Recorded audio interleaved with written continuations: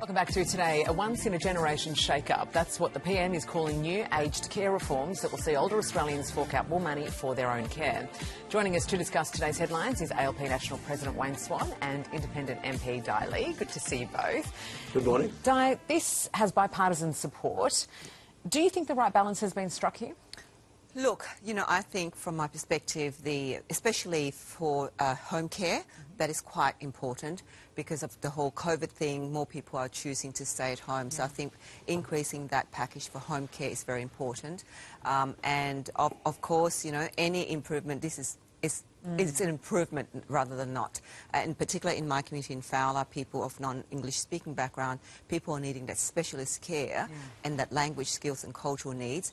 They can do that at home, and they can bring those care into the home, and it'd be better for those that are ageing, gracefully, I suppose. Yeah, no, absolutely. Wayne, these reforms are much needed, obviously, and everyone welcomes them, I think. I guess with changes like these, we just need assurances in place that the system isn't rorted, and particularly with that home care package, like Di mentioned, there is opportunity there for some people to game the system potentially.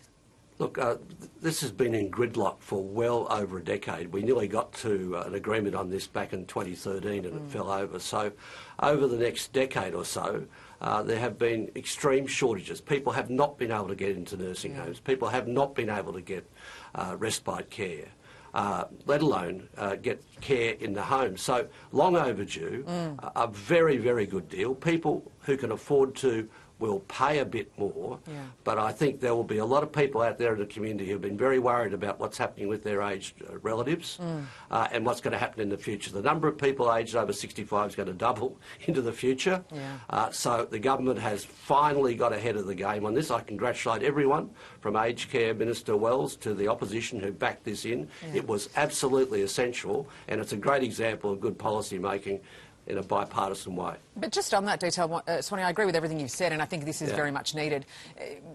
I'm not saying it's going to be like the NDIS, but are there some lessons to be learned like that kind of scheme so that we don't see that repeated here? Sure. Well, of course, getting rid of the rorts in the NDIS is absolutely essential, but this is not a new scheme. Part of the problem with the NDIS was it came out of the blue and they were finding their way. We know a lot about aged care.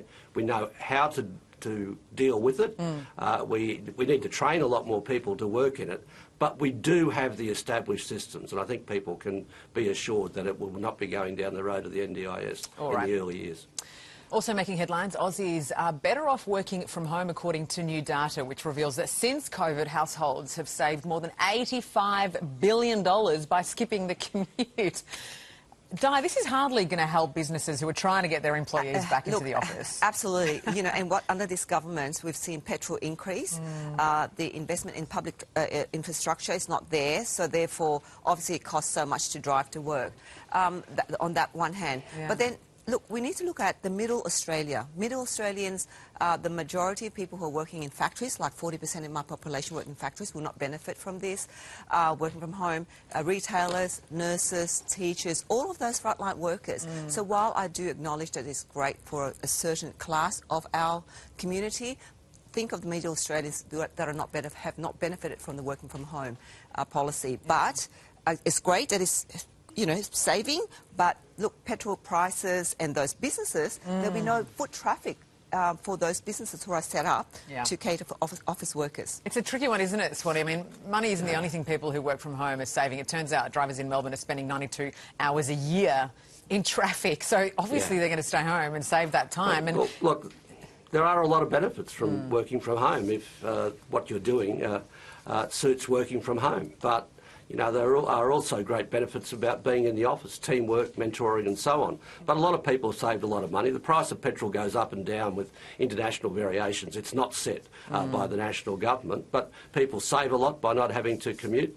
But overall, if our workforce can be more productive at home and it works for the employer and the employee, that's a good thing. But there are many examples of where work from home doesn't necessarily suit either the needs of the business or of the individuals involved. If people are staying home, though, Swanee, that means they're not on the roads, and that means they're not taking metros Exactly. that states are spending billions of dollars on at the moment, like in Victoria and New South Wales. Sure, and there are huge gains. And if you look at some of our sort of coastal towns in Queensland, there's a lot of people who've moved into them who do work from home, who are very productive and can go and have a surf in the middle of the day. Swanee's living the life, isn't he? All right, just finally, the New Zealand women's rugby team have stolen all our hearts after this adorable exchange with King Charles went viral. I wanted a hug, but only if it was Hug? Yeah. Why not?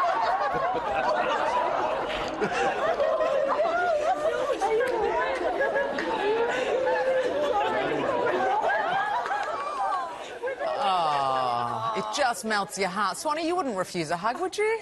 No, he could run on in the front row with them. That's what I reckon.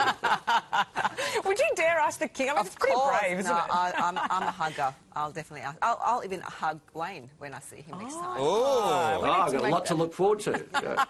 And the King will be in town soon, so you can both ask him for a hug if you're lucky. Absolutely. Have a great weekend. Thanks so much for joining me today. you. Appreciate it. Swanee loves a hug. I hug him every time up there in Sunshine Coast. Well, as we